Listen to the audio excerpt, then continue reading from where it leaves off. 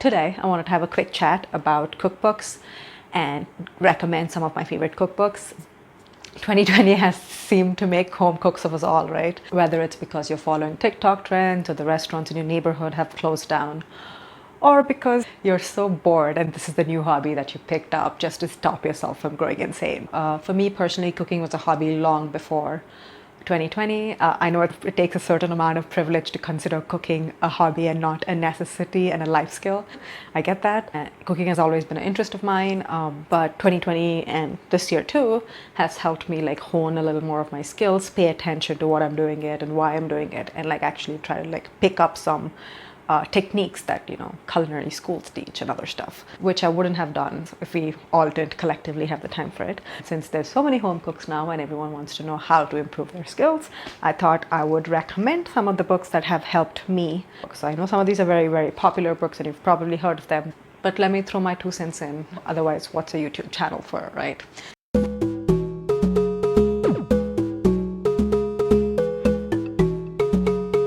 So what makes a good cookbook? I think that's changed now in our era because cookbooks in the last century were very encyclopedic, right? They had a lot of recipes because you couldn't just go on the internet to Google like a quick recipe and figure stuff out. Everything had to be printed out or available in books for you to refer to it. For instance, The Joy of Cooking was a really popular one, which has a plethora of recipes. The one we have at home, this is Better Homes and Gardens New Cookbook. It's a really, really popular cookbook, which is very encyclopedic. So each page would have 2 to 4 recipes and very few pictures in there. The first edition came out in the 1930s. This is the 10th edition. It came out in the 1980s.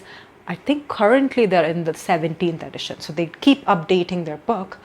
But this is not something you read front to back. This is something you would occasionally refer to like a dictionary. Think of it exactly like a dictionary. At one point, we all had dictionaries at home. We don't need that anymore. So most people don't, unless like it's a huge library or you're an English teacher, you wouldn't really keep a dictionary around. It's the same for this. Most cooks might have it just because it's a very big part of the history of cooking. But it's not a necessary thing that you have this because you could just look up these recipes. And it's not really about the reading experience as much as it is about a lot of information thrown at you. What we look for in cookbooks now is that the reading experience, like would you read it from front to back? The way I say it, I think there's 3 different schools of books right now. There's the introductory or any level of teaching you how to cook book, which is very overarching and will focus on the technique behind cooking. Then there is very cuisine or region specific cooking, which will just like focus on one area or one type of cooking, or like Chinese cooking or Mughlai cooking. You'd pick a region and each region has different tastes. So there's a cookbook just focused on that. For instance, we have at home the Great Chicken Cookbook, which just focuses on all chicken recipes.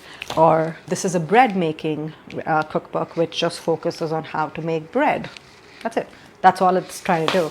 And the third kind is like the celebrity cookbooks, where either the really famous restaurants or Michelin star restaurants put out cookbooks about the recipes they've cultivated, or really famous celebrity chefs put out books about their specific kind of cooking. Most celebrity chefs have a very distinct style of cooking and a particular ingredients they work with, and personal philosophies that are very, very, very specific to them.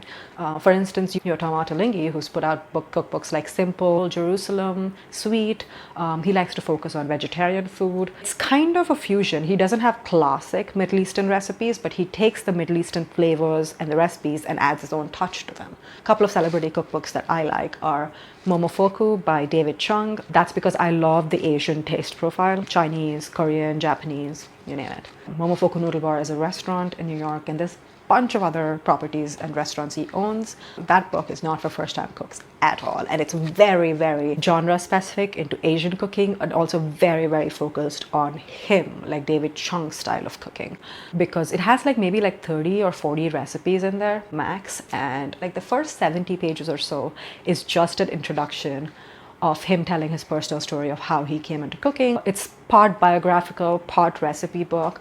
And some of those recipes are really simple. He spends a few pages just talking about his ramen broth, but it's a building block to all his other recipes.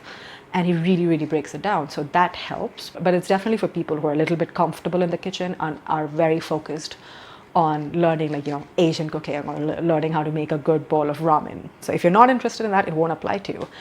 Another book that I have is Cravings by Chrissy Teigan. Chrissy Teigan was famous for other things before she became like a famous celebrity chef. This too has a lot of personal anecdotes in there, a lot less than David Chang. She doesn't spend as much time getting into her life. This again is very, very specific to her. So there's a section that focuses on just Thai food, and the rest of it is very American comfort cooking. So there's a lot of fried food, a lot of cheese-based, meat-based, potato-based stuff in there. And another issue with some of these cookbooks, like David Chang's or Chrissy Teigan's, is that you might not get all the ingredients where you're living. Especially David Chang, he cooks using duck fat and very obscure parts of an animal.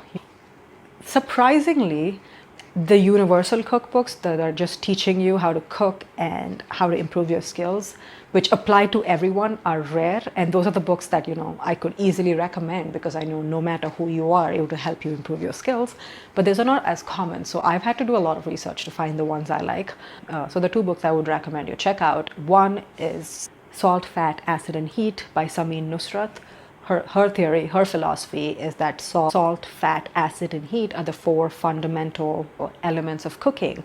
And by manipulating and mastering these, you could get the perfect dish out. If you're someone who really likes to get behind the science of something and have to get a very clear understanding of what you're cooking before you cook it, this is a book that'll help you.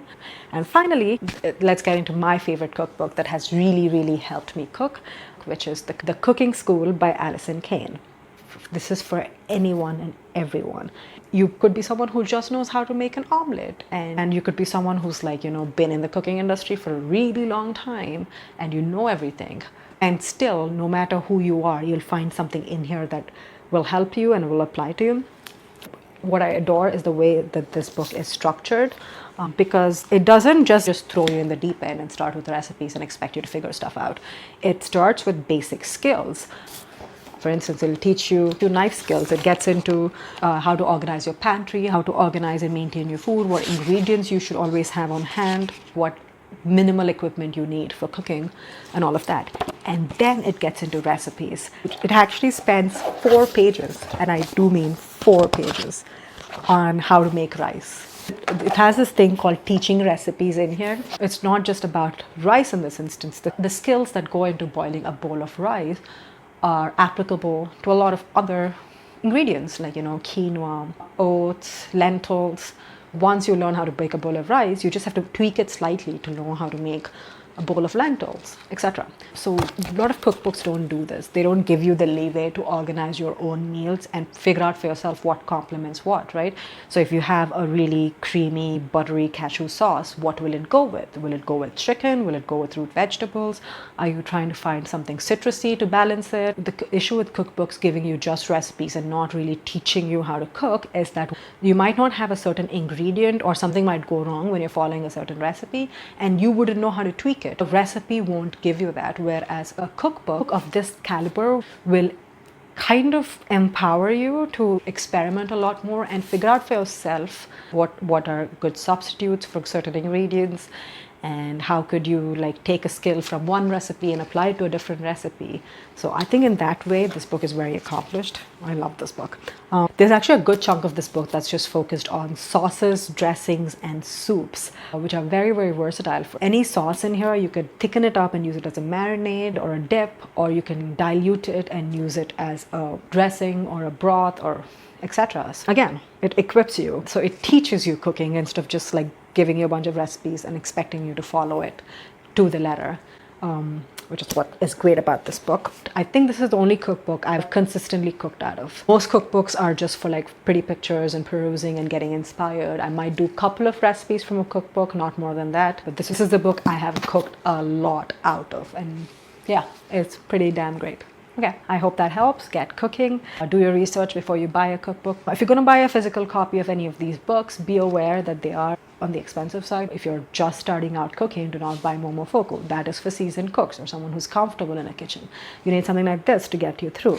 If you're someone who likes to have just a huge collection of recipes in front of you and don't like to Google everything and want it on your kitchen counter just so you can stare at it, then something like this probably helps you. So if you have a favorite celebrity chef that you like because you watch a lot of travel shows or cooking shows, then those are the books that you should buy. The only thing I'll say that you're going to be aware of is that a cookbook won't teach you how to cook. Just because you've done a recipe once doesn't mean you've got it figured out. Yes, the knowledge helps, but a lot of it is just instinct and practice, practice, practice. The more you practice a recipe, the more comfortable you'll get with it. And the more you can add your own twist, play with the ingredients, improvise. That just only comes with practice. A cookbook can't teach you that. So, yeah. Okay. Thank you for watching. Bye.